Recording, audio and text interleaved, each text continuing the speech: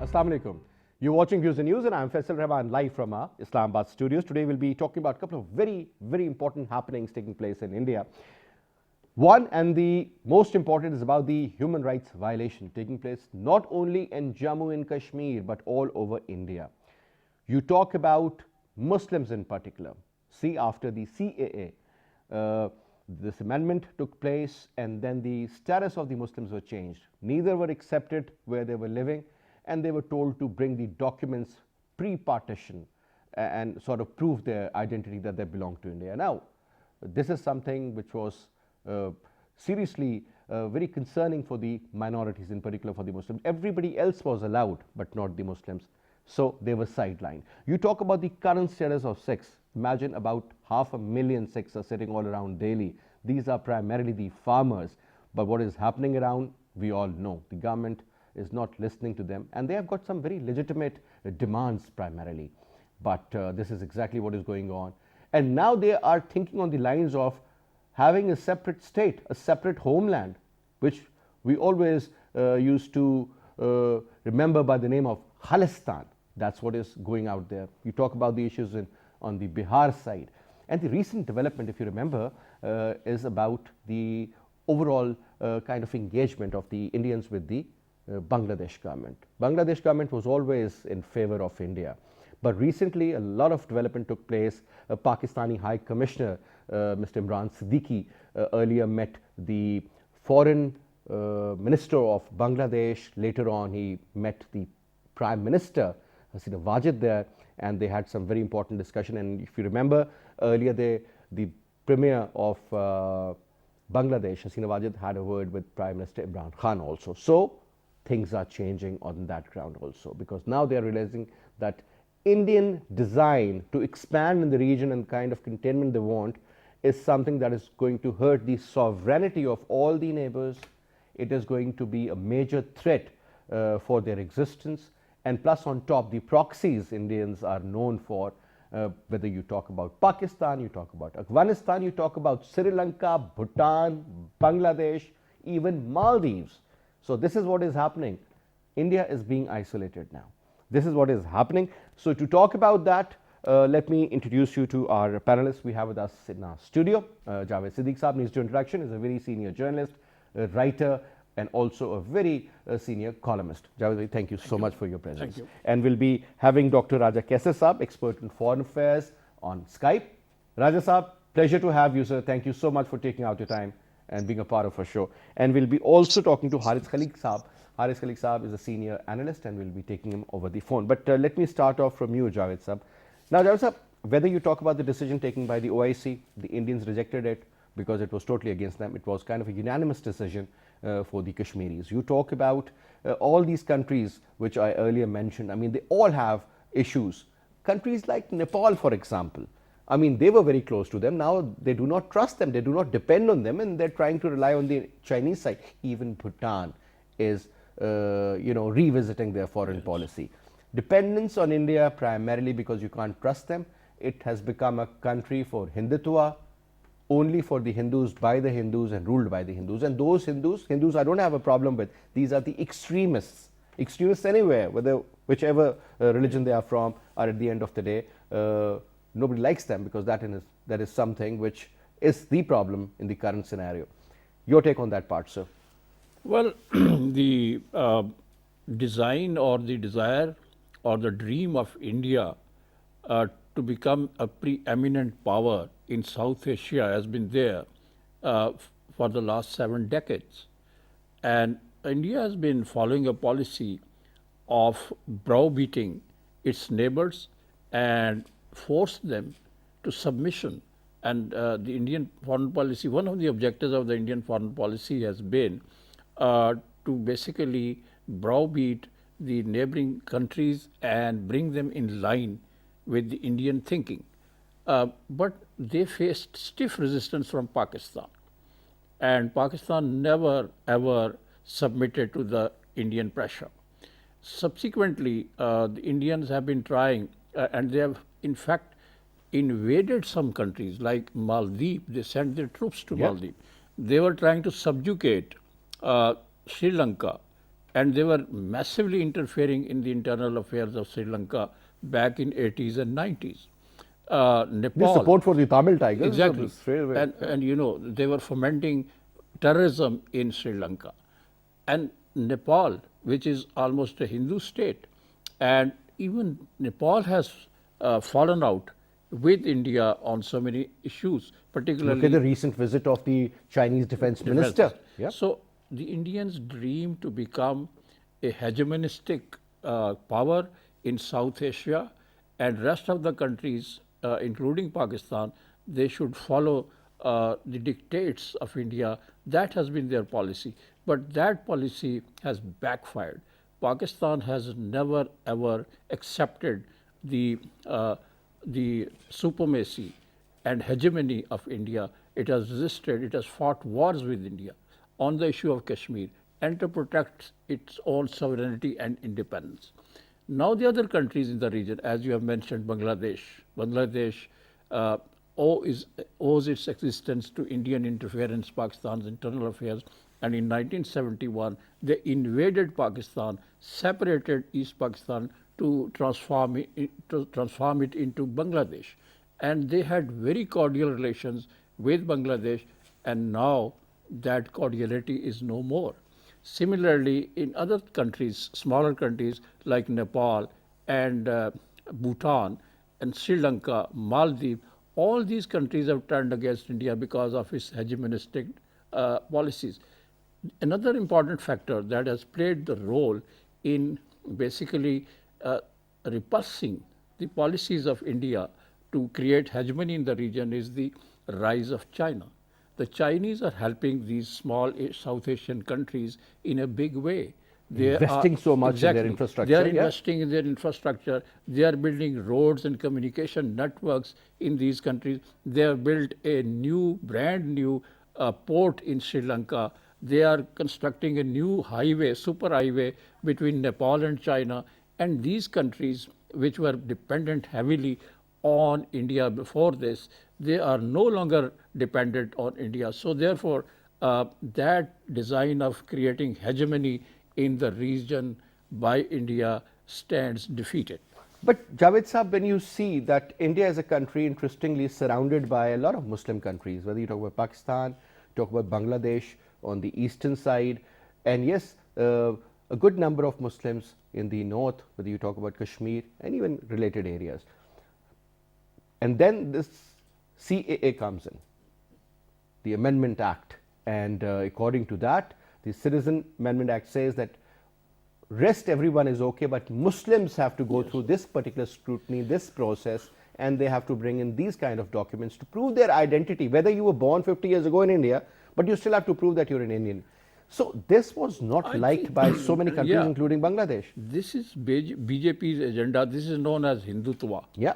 And they are following this policy of basically subjugating Indian Muslims. And they have, unleashed havocs on the Indian Muslims living in all parts of India.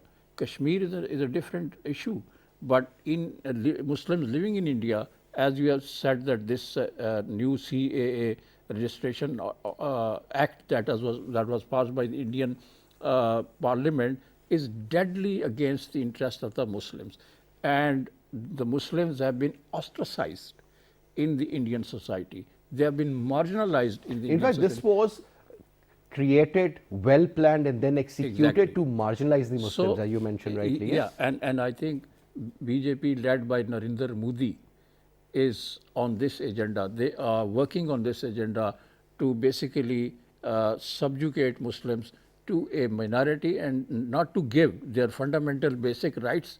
And this act, CAA, has been condemned universally. The Western European countries, Japan and other countries, even the United States of America has its reservations about this kind of act. But the BJP government led by Narendra Modi is following adamantly these policies, which is very unfortunate. All right. Moving on to Kaisa Saab. Now, very, I think, comprehensively explained by our guest Javed Siddique Saab about what exactly is going on. Now, when you look at the plight of minorities in India, whether you talk about Sikhs, Muslims, even Christians. I remember a Parsi person who was about 90 years old, 83 if I'm not wrong, was picked up on the basis of supporting a certain group, and then he was taken. He was a patient of Parkinson's, and he was picked up from the Assam side, taken to Mumbai all the way, kept in isolation, interrogated, must have been tortured. I mean, this is what they are up to. So when you look at that concept that India once was a secular state, India is no more a secular state. Done by design, but I think the future of India seems to be very, very tricky because there are so many issues multiplying, brewing, and then coming up, and I think will be a great problem for the Indians. And especially when you talk about the human rights issue, I think a lot of newspapers, a lot of television anchors, even within India, they are pretty vocal about it. Rasa. Well, thank you, Faisal. Indeed, but the fact remains that India never had been a secular state. Their criminal prosecutions, they have always been dual-faced. Their been dual-faced. Front at the moment is that that rhetoric of secularism, India has even shunned that away. And now there is a party in the center which feeds on incendiary rhetoric. It is a party which feeds on bigotry. It is a party which feeds on anti-Muslim agenda. And if you just see, if you just minus three things from BJP's calculus, you would find that nothing is left. That is one, Muslims, second, Pakistan, and third, Congress. That's it. That is entire BJP in a nutshell. So when you look at what is happening right now in India, so there is a method behind this madness, because an ideologically driven party which is being pushed by uh, an ideology or pushed by a thinking that has its roots in terrorism, and that has twice been banned in Indian history.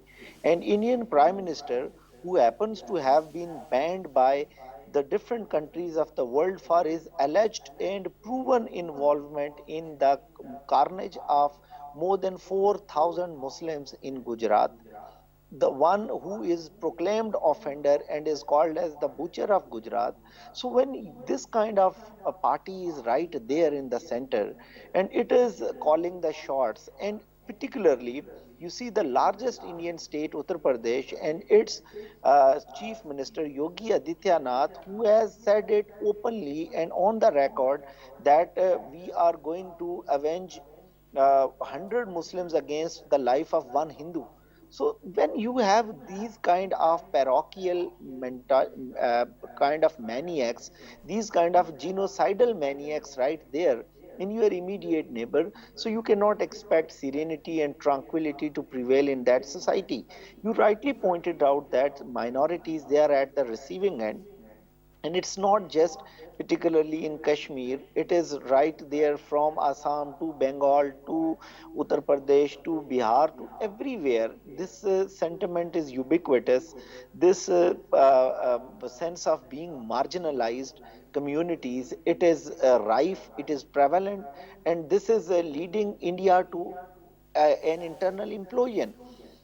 India is undergoing a social and political transformation apparently, and that social and political transformation is leading India to a cul-de-sac, and that cul-de-sac is they want an ideologically driven state, which is no more a saleable thing in the modern nation state paradigm.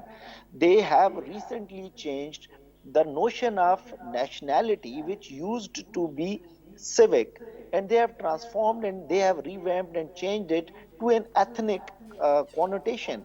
So this is something which is unprecedented, and the Prime Minister of Pakistan has rightly pointed out time and again, and he has equated this ideology with the fascist ideology, and he has considered it tantamount to the Nazi ideology which was ruling Germany for a certain stint.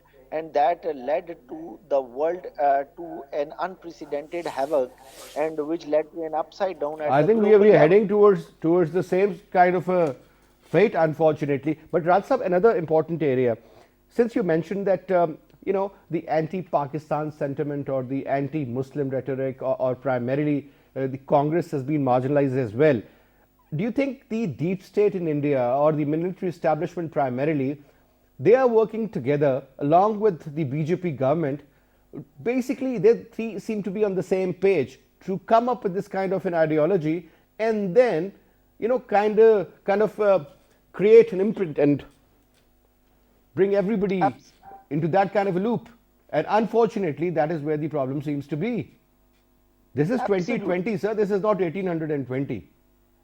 Yes, absolutely. And Faisal, let me quote Arundhati Roy over here, and she makes a very pertinent observation about India, and she says that majority of the Indians, they are living in the 19th century. A few of them are living in the 20th century, and a very handful and a very insignificant proportion of the people are living in the 21st century. So this is what is right now happening with India. That is something which is very unfortunate, and you have made a very meticulous observation, and that's accurate to the nth degree, that Indian statecraft, it is colluding with BJP's ruling ideology, and they are basically partners in the crime. Apparently, you see what Indian Supreme Court is doing. There are so many important cases which are still pending. For instance, the revocation of the Article 370, it is being challenged in Indian Supreme Court, and it is still unheard, and it is adjourned. And it is again evident from the judgment of Ayodhya temple case. You see that a very majoritarian judgment, it has come out, and it has very catastrophic and climactic reverberations for the Muslims in India. So this is something which is agonizingly going in India, and this is something which is going to have a very deep impinging on Indian polity. And you see that Indian statecraft, as I was pointing out earlier, you see that Indian Air Force, it had been doing electoral campaign for BJP. They deliberately concealed the information of hitting their own plane mistakenly for the 6 months, and they waited for the time till Modi got re-elected again, and then they divulged this news publicly, that it was mistakenly their own shot, where their plan was They being shot panicked. down. They panicked and they did it. Yeah. Yeah, they panicked and they did it, and they concealed this information for 6 months, till the point uh, this I remember, sir, electoral. this story was broken. Even if you remember, when they were giving the award to the wife of that pilot of that helicopter, I remember she refused to take it. And a lot is going on. I mean, the basic fabric of society in India, that is feeling the pinch. You talk about the overall scenario created by the extremist government in India. That is another problem and a half. And things, the way they should have moved, I think they have taken a different course of action, unfortunately. Now, Javed Saab, another very important area, talking about the Sikh farmers. I've been watching CNN, I've been watching BBC in particular, sir. Deutsche Welle, you talk about the Muslim channels, whether it's TRT or Press TV or even Al Jazeera, they have all reported about this protest. And they believe that the number is around 500,000. They're scattered and they have choked all the main highways coming towards Delhi. Delhi. Yes. Now, sir, it is believed that 70% of the agricultural produce is primarily, From the East game of Punjab. Punjab. Yes. And farmers have been given a lot of subsidies, and they have done it brilliantly well, sir, I would say, because they are very hardworking people on that side. But sir, this is exactly what is happening. If you look at the visuals, I mean, the poor people are there on the roads, and this kind of pollution is there. It's pretty cold at night out there, but still they are protesting and just asking for the rights. Nobody's listening to them. That's right. The farmers who are protesting against the law, which has been passed by the Indian Parliament, is unfair, unjust. The farmers are demanding that these laws should have been framed and passed by the Parliament with the consultation of the farmers. But the Indian government, you know, adamant as it is on other policies, it has also shown its, you know, intransigence on this issue as well, that they have completely ignored the demands of the farmers, Indian farmers, and they passed because of the majority. They have majority in the parliament, and because of that brute majority, they were able to get that law passed.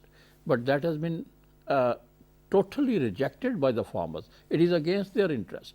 And the farmers are demanding that before passing this law, you should have consulted us. Now, this law provides that the farmers' produce should be deregulated, that they should sell these their products, their you know, agricultural produce to various companies, various corporations, and in that way the farmers are not going to get the price which they want. I mean, the investment on the agricultural produce is huge, massive. You know, the electricity, the other inputs that are being used in the production of these crops is very expensive in India, and they should be given a price at which they should not be they should not lose money on agriculture, and their future and the entire livelihood of these farmers, and particularly the majority of them belongs to East Punjab. Yeah. And you know, they are being victimized. East And- Punjab, Haryana, this area Exactly. They are primarily, being probably they are being victimized because they are Sikhs against. Is it just because of the religion, sir? It is because the Sikhs too are not in line with the thinking of the BJP, the ruling party. Nobody is, interestingly, sir. Exactly. So the Sikhs have come Even out. normal sane Hindus differ. The Sikhs have also supported the Kashmiris, and they have raised their voice on the atrocities which are being committed against the Kashmiris in Indian held Kashmir. So they have also expressed their dismay and protest on the CAA, the Registration Act that has been promulgated by the Yes. Modi government. So the Sikhs are not basically comfortable with the current government and its policies. And probably to punish these Sikhs, because the large majority of the farmers belong to the Sikh community, Majority. majority of Yes. them. So they are penalizing them in that way by ignoring them, ignoring their demands, and not actually consulting them and passing laws callously and irrespective of the impact of these laws on the farmers. And they are saying that you must consider our problems and our difficulties, our agonies, but Indian government, the BJP government is not listening to them, as they are not listening to the Muslims, Sikhs and Dalits, all minorities in India. They feel insecure, they feel that they are being pushed to the corner and their fundamental rights are being denied to them. Yes, it is a reality. Javed Saab, you've been in journalism for a very long time. You remember in 80s what happened in the Golden Temple, how the Sikhs were massacred there, and that's an Operation Blue Star. yeah, Blue Star. Remember, sir? And whatever happened, and we all know. Now, the current scenario. I mean, looking at the kind of protests that are taking place abroad, in UK, in so many other countries, and you know, Sikhs are in Canada, Sikhs are in USA, UK, you name it. Do you think, sir, can it trigger the Khalistan movement now? Certainly it can. And Khalistan movement has not died at all. It is still alive, and its cells are there in Canada, in USA. I met one of the leaders of the Khalistan in Washington a few years back, and I interviewed him. And they are still fighting for the independent land for themselves, Khalistan. So the Sikhs have not forgotten the tragedy that you have mentioned.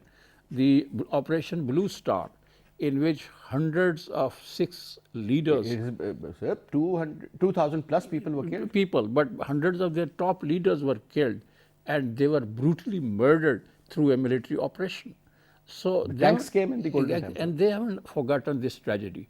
It is still fresh in their minds. So I think that Sikhs, they know the intentions of the Indian government, particularly the BJP government, and the BJP government is not hiding its intent of suppressing and oppressing the minorities in India, denying them their fundamental rights. So I think the Sikhs are not happy, they are not comfortable, and they are now seeing this whole episode, the episode of passing the law without consulting the farmers, as a sort of BJP policy to suppress the Sikhs and to not to deny them their rights as farmers. So I think they can understand, they can read their intentions, and I believe that Sikhs are basically trying to raise their voice, and in their support, Sikhs living in UK, Europe, America, and Canada, they are also raising their voice. And we must not forget And those are that, very the influential Canadian people out Prime there. Minister Recently gave a statement. recently he gave a statement. He And came the out. Indians he came- summoned their High Commissioner. Exactly. So he came out with a statement because huge number of Sikhs are residing in Canada. They are in their cabinet also, sir. Exactly. So he had to come out with a statement. But and as you have said that the Canadian envoy was called to the Foreign Office of India, and a protest was lodged to him on these remarks of the Canadian Prime Minister. Well, Justin Trudeau is a very, very open, Yes, straight he is. person, sir. And he's He very said what he enlightened, saw. very enlightened Prime Minister. His father was too. Exactly. So I think the Indian current government, Hindutva government, is basically exposing itself, exposing its agenda of repressing and suppressing the minorities, of denying their rights. Javed Sahab, I fail to understand, are they living in this 21st century or they are living in the 16th century? Raja Sahab, I'll share something very funny, and this has to be in fact talked about. I'm not talking about the average Indians, I'm talking about some of the ministers of the BJP government, some of their very senior politicians. When this fear of nuclear war was at its optimum level, I remember a couple of Sikhs, they said, well, the dump of the cow, if you just apply that all over your body, it is going to save you from the radiations of the atomic bomb. I swear I'm not kidding. And then somebody else comes in and says, well, you know, the best cure for corona is to drink the urine of the cow. Well done, you should definitely do that, you deserve it too. But having said that, that this kind of a mindset, if that's prevailing there, I mean, and they are thinking about having 100% pure Hindu population inside the perimeters of India, because India is not a country, I believe. It is, you know, kind of a consortium of various states, various cultures. And this is what the problem seems to be. Sir. Raja Saab. Am I audible? Yes, sir. Please go ahead. You are making a observation. This Hindutva mindset, it is retrogressive, it is parochial, it is non-accommodative, it is bellicose, and it is confrontationist at large. It cannot live at peace with the other ideologies, with other ethnicities, and with other nationalities. This comes at the cost of the stability in Indian polity. Reason being that the way the pursuit of policies under Narendra Modi, the way they are underway and the way they are being upheld, it speaks volume of the austerity, and it speaks volume of the monstrosity of the situation which is currently looming over India. So you see what is or what can be more agonizing, that the Kashmiri Muslims, they are saying that we are not Indians, and Indians, they are enforcing an identity on themselves, on them, and telling them that they are Muslims. And on the contrarily, the Indian Muslims, they are saying that we are Indians, but this Modi government, it is telling them that no, you are not Indians, you have to prove that you are Indians. So this is the dichotomy, this is the paradoxical situation, and this is something which is, the travesty of the fact, which is right now leading India.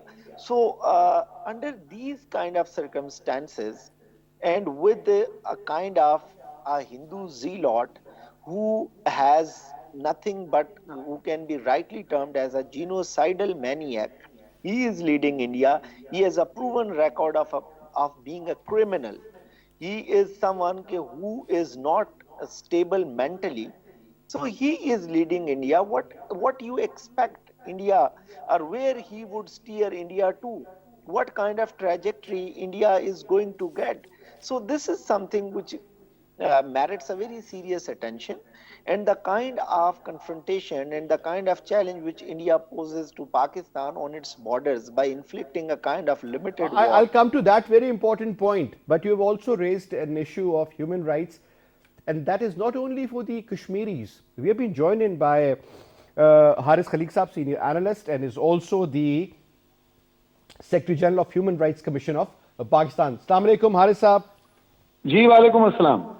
Thank you very much, Haris Saab, for taking out the time and talking to PTV World. Now, when you talk about the human rights violations, I mean, if you just look at the map of India, so you look at the northern side, starting from Kashmir, Ladakh, you come down all the way to the tail, the southern tail of India. And honestly speaking, whenever I've met these South Indians, they said, well, people from the north, as if they're aliens and the decisions on their behalf are being made in Delhi and they're not happy with it. Or you talk about the areas in the extreme west, Khalistan, or you talk about the extreme areas in their east, Assam, Bihar, Nagaland for that matter, and then you talk about Manipur, and I can go on and on. These are the states which are asking for freedom, they have a problem, and then on a very, very great grander scale, human rights violations are taking place. Whosoever is not agreeing with the Narendra Modi's mindset, we have seen what is happening to them. Your take, sir? Thank you very much. I think India is going through its most oppressive times, politically as well as economically. And if you look at what is happening in Kashmir, and if you look at what is happening in Northeast, Manipur, Nagaland, Mizoram, I mean, all the northeastern states, and Assam, of course. Mizoram, yeah. And of course, Kashmir is the worst in terms of the kind of human rights violations that have taken place over many years. But since August 5 last year, I mean, it is the worst sort of political and social and cultural and economic oppression that people face in different parts of India. So I actually look at it from, even if you have asked me to look at it from a human rights perspective, so fundamental freedoms, if you look at the Citizenships Act that has been introduced, if you look at the agricultural laws that have been introduced recently, so it's to me, it's not just, I mean, in case of Kashmir or in case of, I mean, I'm more familiar with what is happening in Kashmir, but from other parts of India also, these are not just simply human rights issues. There are issues of the question of the right of self-determination which are involved. So there are nationalist struggles, and there are struggles which actually have been going on in case of Kashmir, it's since 1931, before the partition of British India, that it has continued.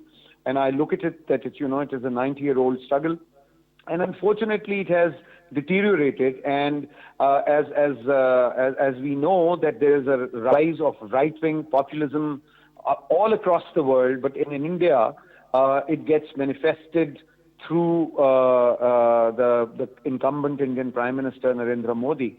And I think it's it is actually quite shameful, because Pakistan has struggled through martial rules, and Pakistan has struggled through what I call democratic interludes, and Pakistan has struggled through all sorts of things which we keep criticizing and lamenting about, and we have a right to criticize and lament about. But when you look at India, I mean, the way the Constitution, the Indian Constitution, and the fundamental freedoms that they have championed, or globally what they portray themselves to be, the way they have been undermined and the way they have been trampled in the present regime is actually very disturbing for the whole region.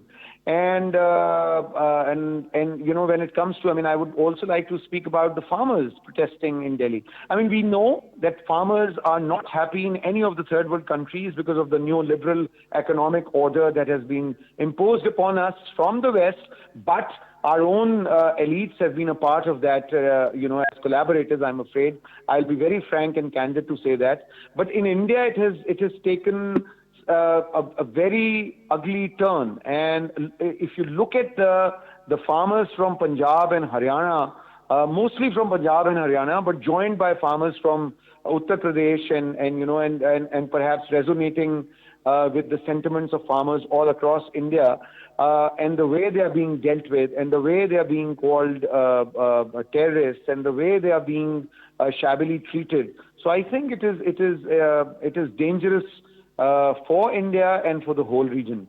But I think there's some learning that we need to have, and being a human rights campaigner, I would say that Pakistan should refrain from the policies that India has towards its working classes and its farmers, as we see being realized under the Modi regime. I mean, that is pretty interesting, but it is not only for the Muslims primarily. It seems that all the minorities, Hindus, Dalits, Parsis, Sikhs, I mean, you name it, sir, and they are being targeted. What exactly is brewing in the mind of Narendra Modi, sir, a butcher of Gujarat? I mean, just look at his history, look at his actions, and look at the kind of statements he makes and the kind of people he has around him, the kind of military input he is getting, and so on and so forth. I mean, this man is up to something. Well, yes, I mean, the man is up to something and is actually executing his plan, because that is why I mentioned August 5 last year, when Article 370 was almost abrogated. I mean, they call it is amended, but it is almost abrogated. And the way he prevailed upon opposition, and the way he actually has dealt with other minorities, including Christians and Sikhs, but he has targeted Muslims most through the Citizenship Act. Yeah. And that is why it is important to raise that issue, because that is the largest minority. However, you see, he draws his strength from a certain class of Indian Indian elites and Indian businesses, and that is what I'm saying that we should be aware of. But when it comes to his designs, I think it's Hindu Rashtra, which is comparable to the Third Reich, and I think that's something that needs to be checked, and that needs to be. He needs to be taken on by the Indian opposition, which claims to be secular and plural. So I think that is something that is very worrying, and that is not just worrying for India and for saner elements within the Indian society, but that is very worrying for the whole region, because he has hegemonic designs. That seems to be the major problem. Thank you very much, Haris Khaliq, for your input. Now, sir, Thank you. Coming to the OIC, Javed sir, this OIC kind of, this organization, I'm not even sure why do we call it the Organization of Islamic Conference. I mean, what's the purpose of that? It doesn't even have the status. But still, at least a few countries who are there, the decision makers basically primarily, other than the Gulf funds, they believe and they spoke in favor of Pakistan and spoke about the rights of the Kashmiris and particularly they supported the freedom movement and also about the right to self-determination. Now, that wasn't well received by the Indians, despite the fact that they have got this growing relationship with the Saudis, with UAE, with a couple of other Gulf countries as well. But these are the only Muslim countries, I would say, the effective and the efficient in a way that who are the decision makers, who can influence others, like Saudi Arabia for that matter. They have become so close. But when you look at the countries around India, the neighborhood, they are thinking otherwise. Well, I think Indians have heavily invested in diplomatic sense in these Gulf countries and Muslim countries. The Indian policymakers are well aware of the fact that the Islamic world, the Islamic countries, the organizations like OIC and other organizations, they have a sympathetic, they are sympathetic towards Kashmiris and their right of self-determination. It's a noble cause. And therefore, in order to blunt that, you know, the blunt that weapon that could be used to put pressure on India, the Indians have been meticulously working to basically, create their lobby, their influence in UAE, in Saudi Arabia, Qatar, and other Gulf countries. And these countries, the oil-rich countries, they have employed a huge number of Indian workers who are remitting massive money in terms of foreign exchange to India. So the Indians have also a very strong business relationship with these countries. I mean, sir, $60 billion worth of bilateral trade with UAE, just my third largest Exactly. trading partner. And they are investing a lot of money in these countries. And Pakistan recently was worried about the attitude of some of our Arab brothers. At the recent OIC meeting, not this one, but previous one, Pakistan was not very happy with that meeting because that they ignored the issue of Kashmir. And the contact group, OIC contact group, was not convened to express its solidarity with the Kashmiris, who are being subjected to tremendous atrocities and whose human rights are being massively violated by the Indian army. So I think that Indians have made a huge investment.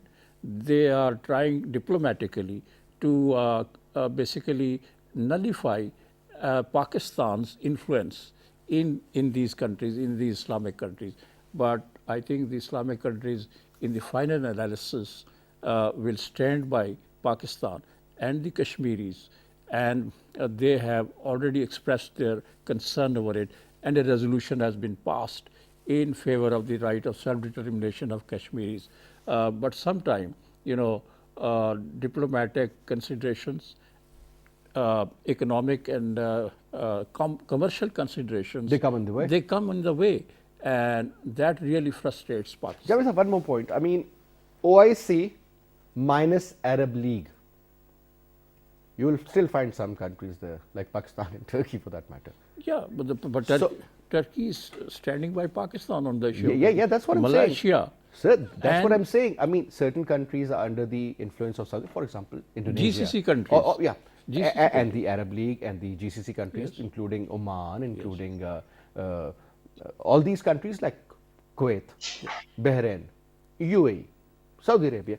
But there are certain countries, I mean, now they are also trying to build up better relationship with Qatar. And that they really believe that, they can be Hopefully, together. They that- will be able to strike a deal that because Qatar dispute- is a small country in that Yes, area, yes. and the 10-point agenda which was presented earlier by Mohammed bin Salman wasn't well received by Yes. the Qatari people and the royal family, and it fractured the relationship I mean among that various the airlines Islamic will countries. not be going over these countries. I mean, you have allowed the Israeli airline to fly over Saudi Arabia and to land in UAE, but you are not allowing Qatari airline to go. I mean, anyway, but that's a separate chapter. This is their own problem. They need to deal it with themselves. Last quick comment I'll take from Raja Saab. Raja Saab, the fractured Muslim world, the division within their own ranks, divisions within their own ideologies, the changing maps, the changing ideologies, the changing scenario. Yes. Do you see that there will be some sort of a grouping within OIC or Arab Okay. League for that matter? And earlier, as I said, OIC minus Arab League is equal to what? Well, Faisal, some Arab countries apparently are pursuing ambitious foreign policy agenda. So that is likely to have, grave impinging and grave implications for the region at large. Given a fact, yes, indeed, you are very right in mentioning this point. It is a house divided against its own self. Then there are conflicting political goals, conflicting foreign policy goals, and at the same time, there are the countries who are in the pursuit of uh, deviating from their traditional policy postures. They are more aligned to the Western powers, apparently, and they are in the quest of changing the socio-political landscape of Middle East. To what an extent this succeeds, the time would tell. But the fact of the matter is that if they are going to betray the Muslim world on the very important matters like Kashmir and like these Islamophobia and all of these things, so they are going to lead uh, these countries to nowhere, and they will have to face the music, and that is something, which needs to be pondered upon. And I think these countries who are following these agendas, they must be cautious in revamping their policy postures, because their future, because these are the authoritarian regimes right now over there, their future hinges on these things, and any kind of improvisation that might lead to their own regime in jeopardy. So, what is going to happen? The time would tell us. But Pakistan and we at least expect more a robust support from these countries on the issues which concern the entire Muslim world, particularly Kashmir and Palestine. All right, Raisa, it was a pleasure. Thank you so much for your input. Javed sir, thank you so much Pleasure. for being here, sir. And that's all we have for this hour. I'll see you inshallah tomorrow. Till then, you take good care. Khuda Hafiz.